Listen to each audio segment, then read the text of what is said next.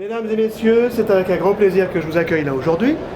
Nous avons notre première séance de pitch scientifique EPIA dans le cadre de PHJ 2019 et on espère que la tradition va pouvoir se poursuivre ensuite. Nous allons commencer par une conférence de M. Lux Topini, nous en aurons deux autres. L'idée est d'avoir des petits pitchs de 10 minutes, d'avoir quelques temps pour les questions si jamais après. Voilà un peu l'idée de la communication scientifique. Le titre que nous avons communiqué était Monitoring of Human Mini Brains, etc. En français, ça sonne beaucoup mieux. Voilà. Je laisse la parole à mon collègue. Bon après-midi à tous. Donc c'est avec plaisir que je vais vous présenter ce que nous développons au sein de notre laboratoire. Donc en particulier, une plateforme pour le monitoring de tissus nerveux. Alors plus précisément, nous allons développer cette plateforme pour étudier la biocompatibilité des différents matériaux qui seront éventuellement ensuite implantés dans le cerveau d'êtres humains. Et d'autre part, nous développons des outils pour tester, screener, cribler, on dirait en français, des nouvelles molécules, soit à visée thérapeutique, soit au contraire des molécules neurotoxiques que l'on trouve dans notre environnement, comme certains pesticides. Alors vous comprenez bien qu'il n'est pas très facile de travailler sur des cerveaux humains directement. Donc pour cela, nous avons développé des techniques pour recréer du tissu nerveux, une espèce de mini-cerveau en culture, à partir de cellules souches, soit de cellules souches embryonnaires, soit de cellules souches qu'on utilise maintenant reprogrammées. Alors qu'est-ce que ça veut dire? Ça veut dire qu'on va prendre n'importe quelle cellule de votre corps et on va pouvoir les reprogrammer pour les faire revenir à un stade embryonnaire. Donc vous comprenez bien que c'est le Graal, puisque à partir de ce moment-là, à partir de ces cellules souches, on va pouvoir recréer les différents tissus qui composent un corps humain. On a à peu près 200 types de cellules pour faire un être humain, et en particulier, ce qui nous intéresse en tant que neurobiologiste, du tissu nerveux. Les collègues qui travaillent sur le foie, on peut prendre un petit bout de foie assez facilement. Des petits bouts de cerveau, c'est quand même un peu plus difficile.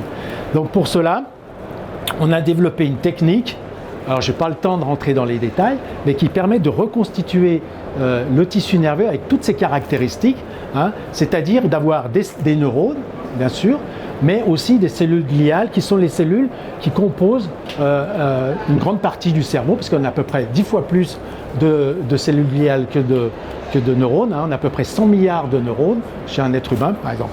Et ce qui était important, de montrer qu'il y avait des connexions entre ces cellules, ce qu'on appelle des synapses.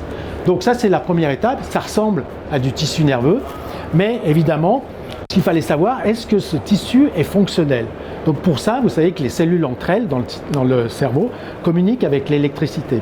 Donc si on met une électrode à l'intérieur du cerveau, on va pouvoir enregistrer ce qu'on appelle des potentiels d'action, c'est un moyen de communiquer entre les cellules, ce qui s'appelle des spikes en anglais, et qui vont permettre de décoder l'activité, de savoir si le tissu est fonctionnel ou pas.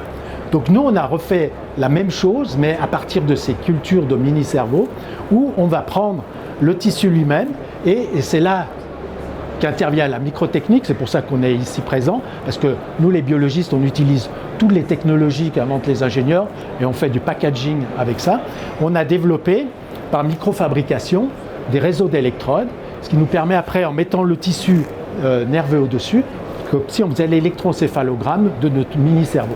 Et au miracle, évidemment, on a pu enregistrer le même type d'activité du cerveau, comme si on avait vraiment mis l'électrode dans un cerveau de rat ou un être humain, c'est les mêmes types de signaux.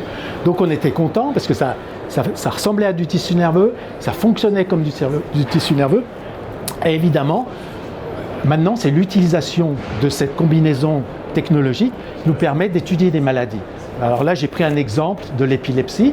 Donc vous savez qu'il y a une personne qui fait une crise d'épilepsie, si on enregistre l'activité du cerveau, il va y avoir ces grandes ondes d'oscillation. C'est pour ça que les gens ils tremblent, en fait, c'est parce qu'il y a une synchronisation anarchique de tous les neurones du cerveau, ce qui est assez dramatique.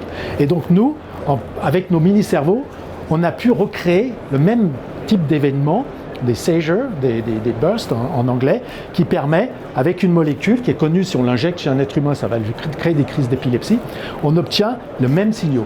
Donc, en résumé, on a maintenant un modèle in vitro qui nous permet de tester par exemple des nouveaux médicaments.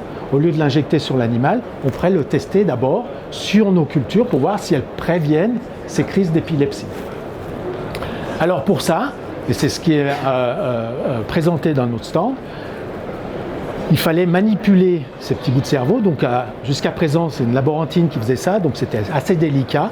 Donc on a un travail de master pour pouvoir, avec un système de reconnaissance par caméra, prendre ces petits bouts de tissu spécifiquement et les placer à des endroits bien précis. Donc on utilise son pick and place en quelque sorte pour pouvoir déposer aussi nos mini-cerveaux sur des électrodes. Donc ça, c'est le premier appareil qui est présenté. Et le deuxième, évidemment, il fallait suivre comment ces tissus évoluent dans le temps.